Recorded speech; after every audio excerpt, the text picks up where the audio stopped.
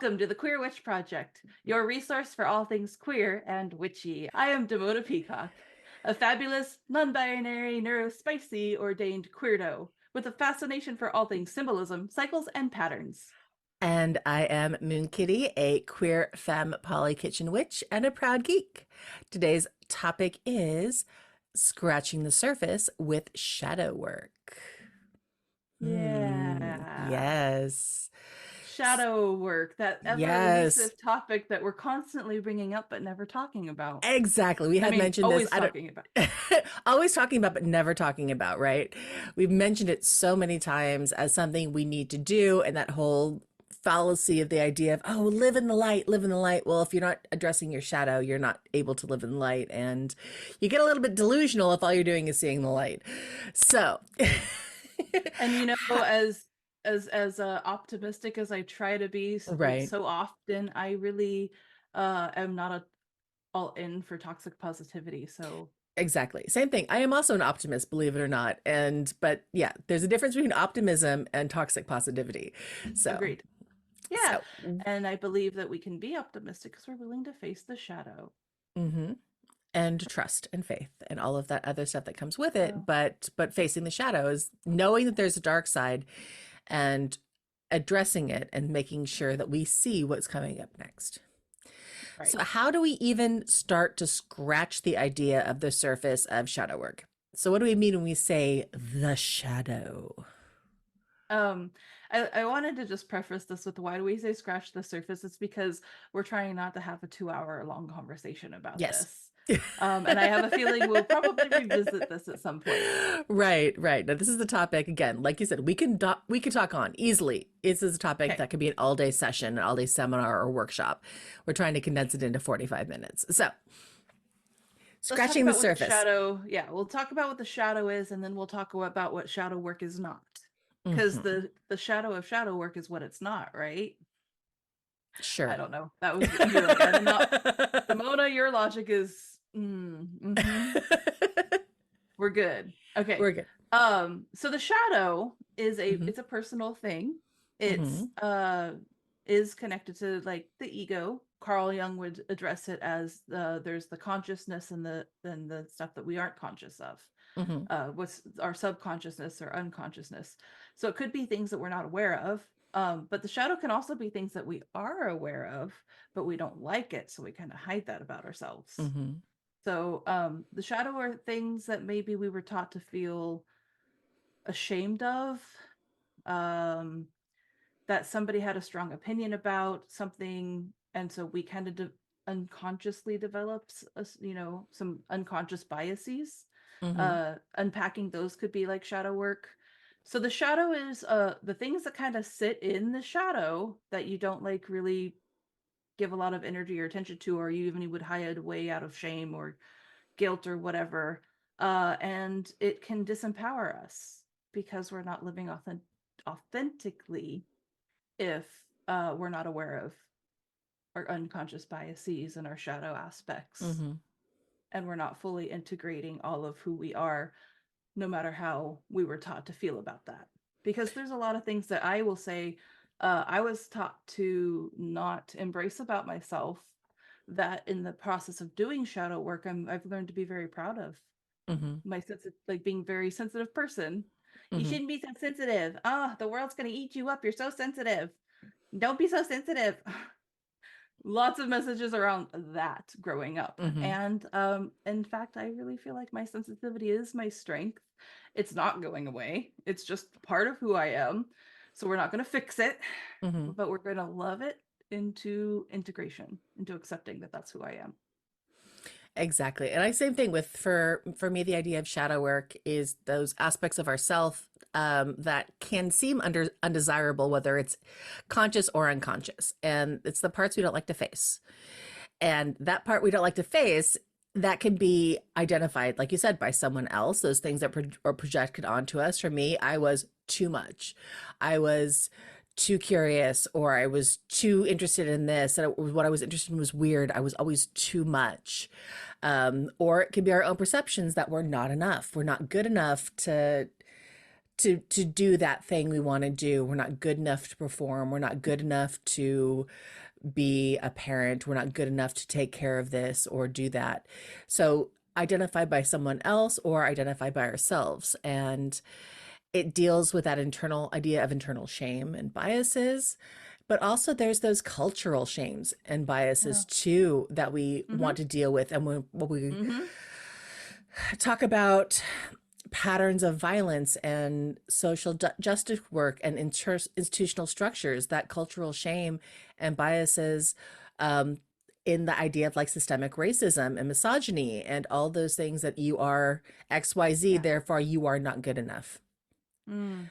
And Yeah. taking that in and then projecting it out onto others. So there's a lot of white women who tend to don't not to buy into misogyny and misandry and all Yeah. those things because that is what they were taught is the best way and the Mm-hmm. proper way, and keeping things, even though it goes against themselves, Mm-hmm. it works to keep yourself oppressed.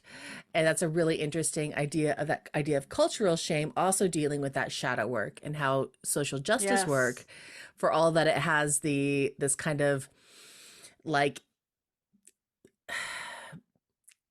varied biased opinion around it. When you say the word, there's a lot of opinions, positive and negative, about what social justice work is. It's the idea of doing things to create balance on a social level. So that also is dealing with shadow work. 100%. There's also one that really, really gets to me that I would love to see our American culture Mm-hmm. unpacking is the fact that on one hand we have these patriarchal, religious, hyper puritanical, anti you know, sex and Mm-hmm. women owning their bodies beliefs. And then on the other hand, all of capitalism and so much like commercialism is driven off of like this concept that sex sells. Mm-hmm. And those two things are true in our culture, and yet they seem to like they fuel one another because it's almost like the shame and the like you could just imagine The Madonna horror there. complex. Yes, like how dare a woman be Mm-hmm. empowered? She must be a whore or a witch or a Mm-hmm. or and then here's the other thing when we come back to the queer community, how much we talk about like unpacking even the sexism and the biases within the queer community itself, all of us under this umbrella really working to learn and understand and embrace the trans and non-binary Mm-hmm. experiences who 100% fall under our umbrella, and yet we still have pockets of turfs and swarfs and Gatekeeping and bi erasure, pan erasure. If you happen to be in a heterosexual passing relationship, obviously you're not bi, which, as we know, is not a true statement. But it's correct. one of those things. It's the gatekeeping of those, Yeah. and how we deal with those aspects and biases. So So in I order to address these sorts of things communally, we have to be willing to buy in to shadow work. right, And I think a lot of that starts with back again with ourselves right. and starting to understand what our unconscious biases are, why we had to come out, why we Mm-hmm. had to like come out to ourselves before we came Mm-hmm. out to anybody else. Some people don't Exactly. have to do that, but some people do. Right. Changing the world starts with changing yourself. Um, in all of that. So dealing with your own shadow work, like you said, helps us deal with the cultural shadow work that we can then start to unpack on a better level. So Yes. that is what we think shadow work is. What isn't shadow work? Good one. Yeah, because yeah. Um, a lot of people think that it's like baneful magic. And baneful magic is baneful magic. Right. It's something you would do to affect the outcome of a situation or a connection with a person or a place or a thing. But shadow work is not that. It's not, you're not out there doing demonic possession and Curses, hexes. right. And hey, I am not bagging on that stuff either. There Mm-mm. is a time and a place, and every witch to her own, whatever your ethics are, not under my my responsibility or my control. Right. But that kind of thing, but that's not shadow work. That's what I'm No, saying is, and yeah. shadow work can have a really wonky reputation. Like Hmm. somebody's like, "What is that, Satanism?" No, but Satanism's kind of like, go look into that. They're I doing know it's cool kind of stuff. cool. But no, shadow work is very important part of honestly, if anybody's in therapy, you've probably engaged in some shadow work. Hmm. And if you haven't, Go to therapy. yeah. That's what I wanted to say, but I also want to leave room for that isn't always economically Right. I said for which is why we have a lot of things that we can do for ourselves, and as the, witches that we are, how Mhm. we can kind of tend to our own spirit and healing. Exactly. I said therapy is great. It can help you engage with it, Yeah. unpack it, all that kind of stuff if you have the means. But again, acknowledging that not everyone has the means because, again, in these United States of America, mental health is not a priority in any way, shape, or form. Though if it was, we would all be a little bit better off. But that would also be empowering the populace, which goes against the entire nature of what we're doing. But that's a whole other topic that we're not going to get into. So Because we're scratching this, we're we're just scratching scratching the the surface. surface. I will say that shadow work is a part of healing and self-care Hmm. that is kind of an honestly a necessary thing for anybody who is on the witch path. Hmm. I cannot see how anybody would be able to avoid it Right. and be an authentic, in tune Hmm. witch, all around well-rounded. And it's one of those things that, again, speaking personal antidote here, that when I was trying to repress and hide who I was and not being authentic, the magic wouldn't come. Right. So that acknowledging of the shadow because I was trying to hide and keep down and not acknowledging that aspect of me at that time I felt was shadow. It was a shadow aspect. Again, that's another example of embracing it, and it's no longer a shadow aspect for me. But that shadow aspect of being weird and different and Yeah. innately witchy, by repressing it and trying to push it down and hide it, I was not able to do it. So it's that coming to terms with those aspects of yourself. And sometimes, like you said, embracing and loving them. It's not 100%. separate from us, it's part of us. Yeah, and so that's part of what shadow work is. It Hmm. starts with being able to sit with yourself Hmm. and being honest with yourself, because you don't gotta lie to yourself. You're the only one in your own head, Hmm. hopefully. um Again, not uh, denying there are people who have more than one voice in their head, and that's I a know different that's, kind of yeah, thing. right. Yeah. But listen, just sitting with yourself, acknowledging these things, realizing that the shadow is not something that is separate from you. Mm-mm. um and if you are really detached from your shadow, you have it very repressed, can be completely unconscious about some things, but you will find that you navigate through the world really disliking certain people for certain reasons. um and this is not always, like, we have other reasons. Often we will end up really not liking in other people things that we don't like about ourselves, Hmm. but it's really hard for us to face it in ourselves, so we will project our feelings onto other people, Hmm. and that also can also warp our perceptions of people. So Right. that's again why it's so important to start like really unpacking some of these things, and like, why do I react like to this way to this person? Oh, this person over here is reminding me of my younger self, who, Was can I taught just to say, hate gay she's an, people or or whatever. Mhm. Yeah, yeah. My younger self had these things that I had to work through and learn better, and that person's over there doing these things that I just like hate that I did back then. Mhm. Yeah, so that would be acknowledging that that's a part of you. Your reaction to things can really shine a light on some of that Mhm. shadowy stuff. Yes. And it's one of those things that makes you question your reaction to why am I doing this? And that's the hard, that's probably one of the first steps when we're talking about it, is why am I doing this? How is it making me feel? It's that idea. It's not separate.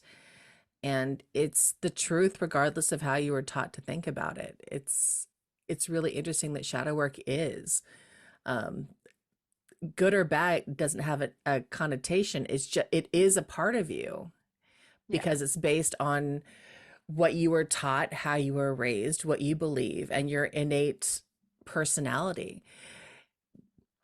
The good and the bad, that's Mhm. so subjective.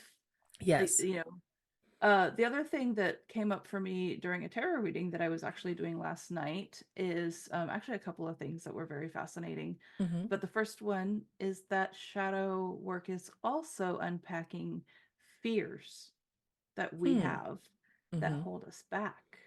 And sometimes that can even be the ever elusive and annoying fear of our own success. And Right. therefore, we don't even try. Fear of failure, because you can't succeed unless you're willing to fail, right? Hmm. Because how else Right. are we supposed to learn? So, even being able to unpack our fears and um, reclaim the power that they once had over us, like the devil card would in Hmm. tarot, that's a big one that I think is important shadow work. And then the other thing that this friend of mine brought up is they're a therapist, and they were talking about in some ancient cultures there was this tradition of the sin eaters. These sin eaters would they were kind of like not of the community, like they were Hmm. pariahs or like, kind of like on the edge of the community, but they did this service for the community where they would come in and they would literally eat a meal off of at a funeral off of the casket, and to symbolize that they are taking in this person's sin so that when they go to their afterlife they can go free of their Hmm. The burdens and right. And then that person is like obviously a magical container that can take all of that and process it out and through, and so it kind of sets them on the edge of the community, kind of like therapists do, right? hmm. They take they're in container to hold space for everybody's ish, and then they have to go dump that ish because you can't, they have to be human too, they can't Hmm. hold on to all of Can't that. hold on to it. So just that concept of like being able to absolve people of their sins, that too is shadow work, and that's probably communal shadow work, Hmm. being able to confess our sins, not to bring the Catholicism back, but I often do feel like sometimes tarot readings are much like therapy and confessionals. Hmm. Or even just the idea of in the queer community walking into, like I said, the gay bar the first for your first time, or a drag show, or even a pride event or something, where that first act of walking in there is its own kind of benediction and resolution, its own kind of Yeah, cleansing, where you are able to be in a community with other people and talk about the way you were feeling, might have been ostracized, or that acknowledgement and step into that kind of vibrancy of something else will help be that sin eater that takes away yeah. um that kind of shame and despair around the situation, around that circumstance. There's a lot of different things that we kind of get associated with shadow work, and how we deal with it, and the ways we can clean it out of ourselves. Okay, well, so since we're only scratching the surface, we're already starting to get a Hmm. little deep. Right. If somebody were to come up to you and Hmm. say, I've never really thought about this before, but I want to start doing shadow work, what would you suggest to help them get started? For me, it would be thinking about the parts of yourself that you think you don't like. So, what are the parts of yourself that you think you don't like because you were taught to be ashamed of them? And that goes Mm-hmm. back to, it's easier at first to externalize what others put onto you. Sometimes before it's easier to acknowledge what you put onto yourself. So starting with that first step is, what are the things that you think you don't like because you were taught to be ashamed of them? So for again, for me, it was, I love being out there. I love being in the spotlight. I love being a ham. I was called a ham so much. I liked being in front of people. And I was taught that was a bad thing. I was, again, singing songs and talent shows at 4 years old, kind of thing. I had no shame and I really enjoyed it. But by the time I was 5 or 6, and it was like, oh, wow, you're doing that. It shut me down. So I still had this drive to want to do it. But I started thinking about, oh, I must be too much. I'm not, people are telling me that I'm too much, and all of this. I can't do those things because then I would be putting myself out there too much. Um, and so that's, again, think about that part that you're ashamed of, and why and how it was put on you by other people, and try to think back to a time when it didn't bother you and when it started to. And then again, why, take that inventory? Why do I feel this way about myself? Yeah. Because shame's that learned behavior. You were taught for some reason to be ashamed of it by someone Yes. else. And again, that shame that they put on you was someone else's shadow work that they didn't unpack. So it's a cycle that can be really, really cyclical, Yeah. but also Yeah. generational. Yes. That idea of, okay, my mother was taught this, therefore she passed it on to me, therefore Hmm. it got passed on, and so on down the line, until someone breaks that cycle, makes a conscious decision to break that cycle of shame and that learned behavior of it. And the um way different generations approach child mhm, rearing was also a part of a conversation I had recently, which really kind of blew my mind. Just the idea of how attached humans now become with their fewer kids that they're having mhm, versus the older generations where they would have a gaggle of children. Not all of them would make it to mhm, adulthood. Sometimes, the chance of that was mhm, different than it is now. And they were objects. Children were objectified back then, where now we see them as people, little people. mhm, I hope we do. mhm, Um, yeah. So just the way things have changed generationally, mhm, there is so much generational trauma just because of the way that our society is developing, mhm, and the way things were done back then is not how we do them now. mhm, Yeah, there's a lot of generational trauma around that. Because what you were saying with like kind of suppressing your exuberance, your beautiful fire, your sad shininess. I think about how children were supposed to be seen and not heard, mhm, and how I was mocked for having a loud and joyful laugh slash guffaw. mhm. Guffaw was the word my mom used. I have a guffaw, and it was I love that they word, but I know it's shameful in that sense. But the guffaw is a great word. Great word. yeah, yeah. Well, and Now. my friends, if they take me to a comedy club and the comedian hits it on the right note, and I will guffaw, and everybody in the room knows it's me laughing, and I still will bring up really Mhm, weird embarrassment for me, but then I just have to like like in that moment we'll unpack that shadow of the embarrassment, like, oh well, who cares? Like, I'm going to take up space, and I can be loud, and I can be big, and I can be mhm. happy, and I won't feel ashamed for my joy. And Right. that was so sad that like my inner child had to feel ashamed because I laughed loud. Sorry, I was happy. Right. Yay, shadow work. It's really easy when we're talking about this to empathize with someone else's while still feeling ashamed to bring up your shame. Yeah. Yeah. Um, but also one thing my therapist recently said to me, Hmm. uh, you can't heal anything you're not addressing.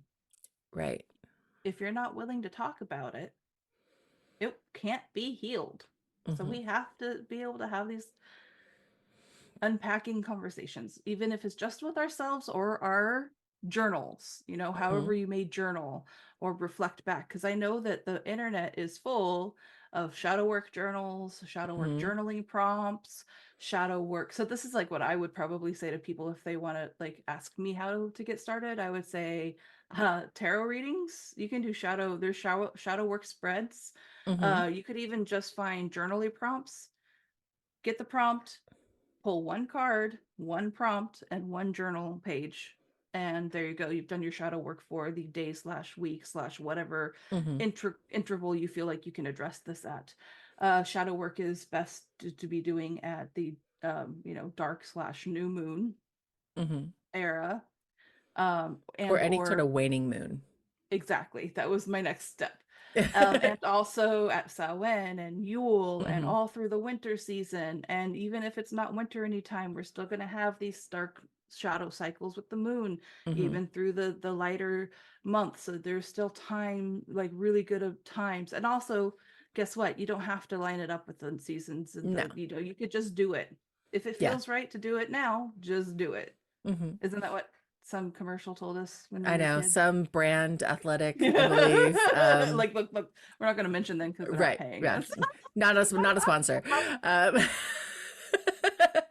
We're but so yeah, no, I excited. love that you mentioned like journal shadow work prompts. So we've talked Yeah, about this as ideas before where I know I am a lousy journaler, but I still love thinking about the prompts for it. And I did, and I'll link below in in the show notes. I found a couple of pages where each page has 100+ journal prompts that deal with shadow work. So there's like, to get you started, we have great. 200 questions that will get you almost 3/4 of the way through a year if you did one every single day of shadow work prompts that you could deal with. But I wanted to kind of pull out and read off 5 of them that I thought were really fascinating to give you an idea of what you can do. So you don't have to go someplace else, but to give you an idea of what you can do for journal prompts or, like you said, tarot card pulls that again deal with what's going on. And we've got some stuff talking about shadow work decks that we'll talk about in a little bit too. But for journal prompts, the first one I found was, do you struggle with showing yourself compassion, but you have no problem showing it to others? Rude. Right. Um, when you really think about it, is there anything you're currently in denial about and avoiding?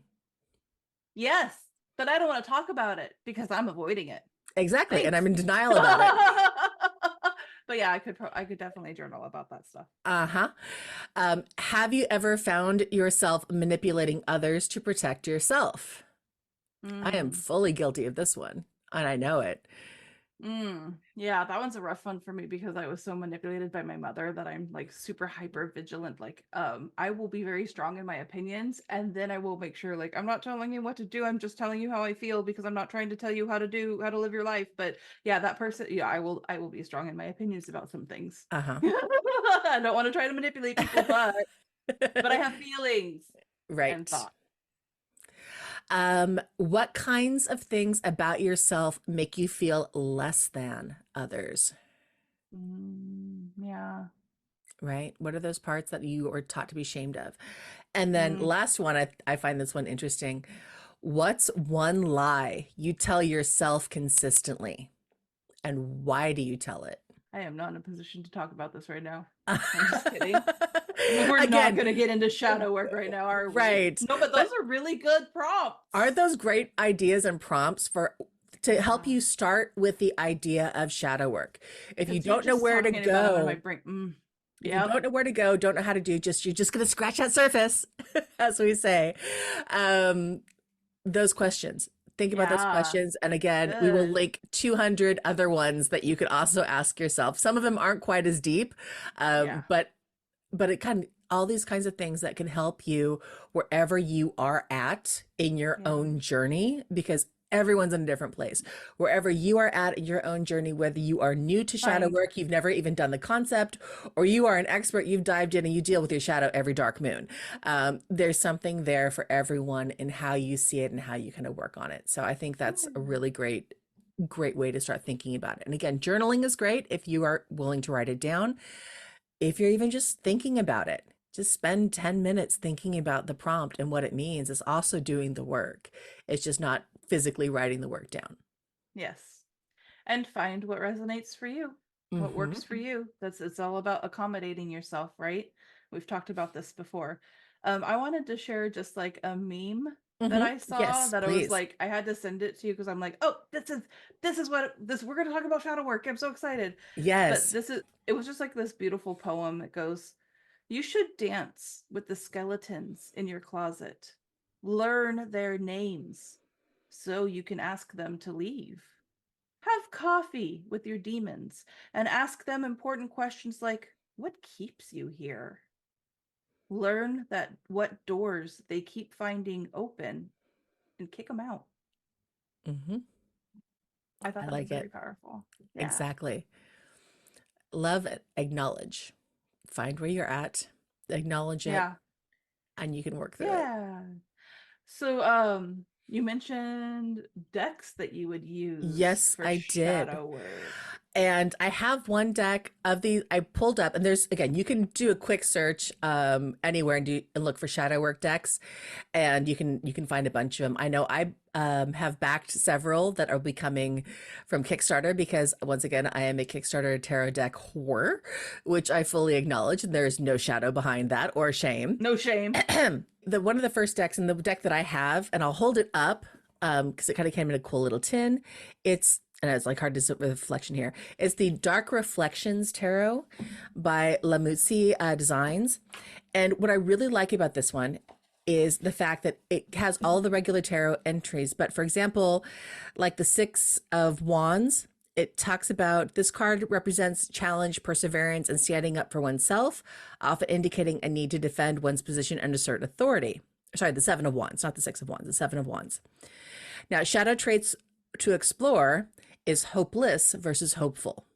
Mm. So it gives you an idea of what are the two aspects of this and how does it relate to shadow work in here. So the idea of the Seven of Wands, when you are dealing with a shadow, when you are repressed, it's giving up, it's admitting defeat, it's yielding, lack of self-belief, surrender, feeling overwhelmed, disadvantaged, or anxiety. But your growth opportunities, once you accept that aspect of yourself, talks about having an advantage, taking a stand, staying on top, holding your ground, becoming courageous, confident, and Mm. determined. And then it gives you some questions to ask. Do you feel overwhelmed? Are you determined to win at all costs? Are you trusting in the process? So it gives you a lot of these, again, kind of prompts and stuff that come up with the idea of the cards. So you would spread a card thing out, and then it gives you the deck and the shadow work aspect Yeah. and the questions to deal with to help you dig a little bit deeper into that portion of it. So that's I love that. isn't it great? So I have not Yes. played with it much yet. It's on my list of doing, but yeah, no, it's a fantastic thing. And I found three other decks. Again, I don't know much about, but they're all from independent artists. And I thought that deal with shadow, and I just got some really good energetic vibes Mhm. from them. The first one is called the Shadow Work Deck. It's as simple as that.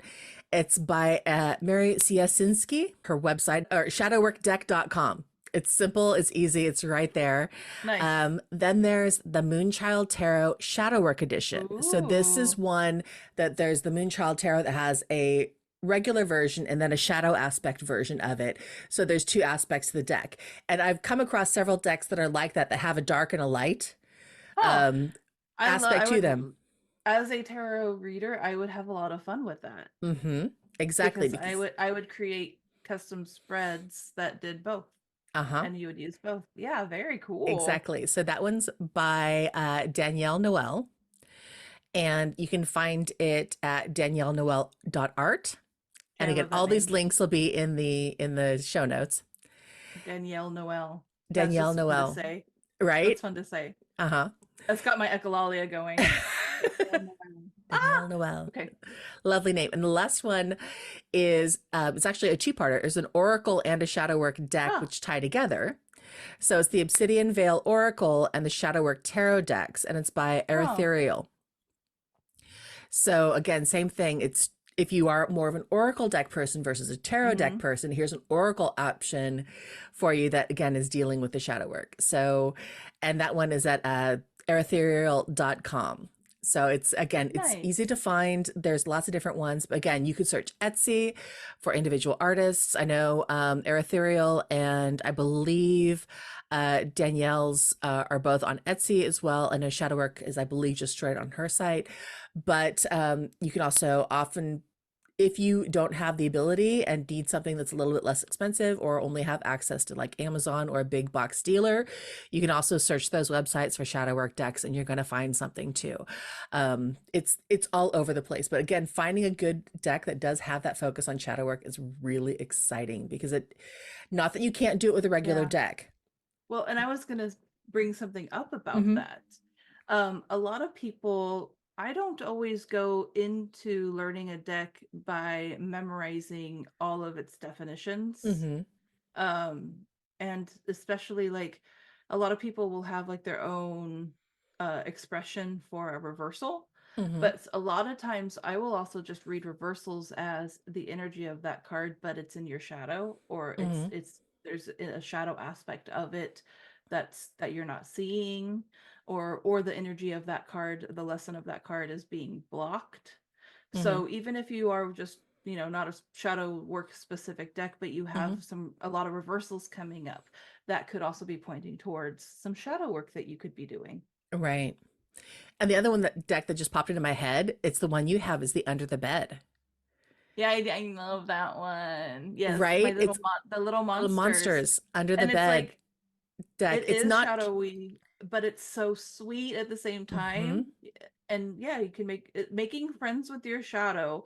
And here's one of the most beautiful things that I have to say about shadows and shadow work, Mm-hmm. and why it are, these aspects of ourselves deserve to be loved and integrated into who we are, and the fullest and most unique and authentic expression of ourselves. There would be no shadows if you were not casting off this radiance, this Mm-hmm. light.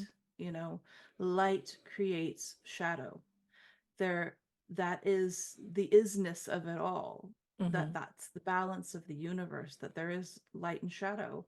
I love the moon because there is the shadow that goes across the moon, and the sun's light, changes as the moon faces. But the moon itself, she has a whole side that she doesn't show us.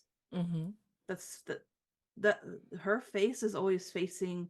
I found that so fascinating that, our earth turns, but the moon orbits us and shows us the same face, the exact same face, no Mm-hmm. matter where she is.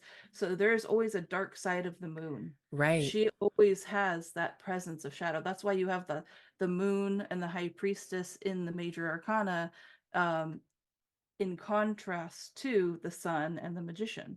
Mm-hmm. So shadow is such an important balancing act, and Mm-hmm. it exists because we are radiant, lightful beings who are Right. awakening and enlightening.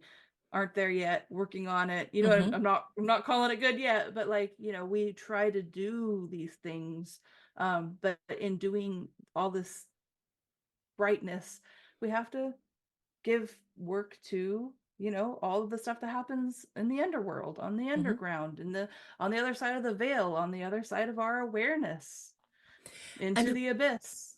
we need it to rest. Ah, If you think about it and everything else, if you're constantly in the light and you're constantly dealing with the idea of daylight, we need that opposite cycle, like you said, to rest, relax, or rest and recuperate and heal. mm-hmm. That, Which and is that why, comes from the darkness. It comes from that yeah, shadow aspect of being able to rest, sleep, yes, to the natural rhythm of the sleep cycle and the natural rhythm of healing cycle is yeah, healing requires pain, which could be on considered on that shadowy aspect. You have to work through it to heal, and you have to rest and be let your able to slow body do that, to down. slow down, to Yeah. do it. Anybody who's recovered from a surgery or two would know exactly Mm-hmm. what that means. Yeah. And that brings me to one thing that I wanted to mention. Mm-hmm. If you are engaging in shadow work, Yes. I highly recommend that you have a support system, you have a Mm-hmm. support network, you have a therapist or a spiritual group, or some accountability buddy, Mm-hmm. um, someone that you can check in with, maybe someone that can go along and do their own shadow work, but like you can, compare notes, or not Mm-hmm. compare, but like share notes and just like Mm-hmm. keep yourselves accountable. But like, have a support network. Mm-hmm. Everybody deserves a support network. Right, because sometimes you're going to hit a point where you realize, and that shadow work's going to be at that point where it's its most painful and it's more where you're hurting, and you need a healer. You need someone to hold space for you. You need someone to touch you and or tell you that it's going to be okay. And that can be, like you Or that said, you're not alone, that right, that you're that not alone. that other people have had similar experiences, that you're not bad or wrong, or Mm-hmm. yeah, you'll need some validation, you'll need some love, Mm-hmm. you know. Don't get lost in the shadows. Mm-hmm. You got to come back out of it. Right, and Yeah. that's that reminder of if you are doing shadow work, Yes. you need to also be doing self-care Yes. because Da, that da, da, da, da. it's that balance thing, right? Yep. So self-care, we've talked about it in the idea of like we're stressed out, we need to do the things, so Yeah. self-care to bring yourself down. But shadow work can also stress you out. So Yeah. use that self-care to remember So how to love yourself in this yeah. aspect of there Yeah. of yourself that you're So working through. since I had like this imaginary person who's not experienced, and I Mm-hmm. wanted you to tell them how to start with shadow Mm-hmm. work, what would be like, if you did this Mm-hmm. shadow work, what self-care do you recommend, that like just to Again, balance it it out? works for every different kind of person. Is going to have a different way to do it. I tend Yes. to be elementalist, so I think of it as you can deal with it in the ways of the four Mm, elements, right? You can create a gratitude list. You can write it out in air and words, right? mm, You can mm-hmm, gratitude, write it out in air. You can look at your growth and see the path you have taken, which kind of follows that earth pattern. Sit that and really sit back, take your emotions out of it, which is an earth thing to do. Stick your feet mm-hmm, in the grass, put your feet on the ground, mm-hmm. and really look at how far you've come in each aspect of it. And get into the real world. Like Exactly. get And out of pull your it, yeah, head. get out of your head, get into the real world, get grounded out. Uh, Mm-hmm. shower it off. Take, if you're water element, get in that shower, let that water just pour down over you, and just imagine all the stuff, all the hardness that you're working at, and just let it go down the drain with it. Shower it out, let it just release and go down the drain back into the earth to be recycled and reused. um Burn it. Yes. I said my fiery thing, once you write it out, burn it, scream it out, have a good cry, all those kinds Yeah. of things. Just Bury it. let it explode out of you. Burn it out. Make a playlist and sing about it. Go Exactly. for a drive and Go sing for a very loud. run, go for a drive, Yeah. go watch a sunset. And as the Mm. sun sets, let the emotions and the information and all that shadow work aspect of yourself, let that set with the sun. Imagine sending it all into the bed into the burning fire of the sun, and Mm. let it just set and be washed anew, and then the next day. So there's Yeah. so many different ways that you can talk about that for self-care in a way that works best for you. So Beautiful. that's my thought. How would you do it? I think you just covered it all. Yeah. I mean, I am a water sign. I will find the right time and place to cry about it. Hmm. And sometimes if I just need a good cry, I'll put on a sad playlist or something that I know is going to remind me of my dad and make me cry, Hmm. or my friend Raven Moon who passed away and make me cry. So yeah, I'm definitely a cry about it. I love burning. I don't write in journals a lot because Hmm. I don't want to go read my words. Now, with that said, I write on my phone all the time. I have Hmm. poems, I have journal, and I have stuff. I have all kinds of stuff. But like for some reason, and this is just my weird brain, but thinking like I'm leaving these handwritten journals behind for people to read, I don't love that idea, but I do really love writing it all out and then burning that Yes. paper, Yes. ritualistically burning it. That is Yes. such a major release for me. Hmm. It's probably the Sagittarius rising. Hmm. Do love me Hmm. some fire. Yeah, so Yes. that's probably. And yes, I think it's very important that we can do both, that we can Hmm. do the shadow work and we can do the self-care, and let that be one of the cycles and patterns Hmm. that you engage in routinely. So I mean, do you feel like we've scratched the I surface think we've well? scratched. I Yes. think we've scratched, and hopefully we have created an itch in you that you will scratch your own Oh, surface of this is dealing with getting your a own little kinds of shadow work. weird. I know. I'm a cat. I scratch. I try to find a way to bring this all around some way to something else. Like whether it I worked or love not, we'll you. leave it up to you to comment in the comments whether my metaphor worked or if I am just scratching up the wrong tree. Man, you just keep going. With that said, like you said, is there Yeah. anything else we're missing?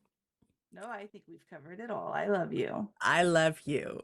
So I'm gonna So, say mhm, thank you for listening to the Queer Witch Project. And if you like what you heard and want to give us one of those, thummy up thingies, or tell us what your experience of shadow work is, or maybe how you want to get started, or what you've learned from this, go ahead and give us a comment. We love to hear from you. please.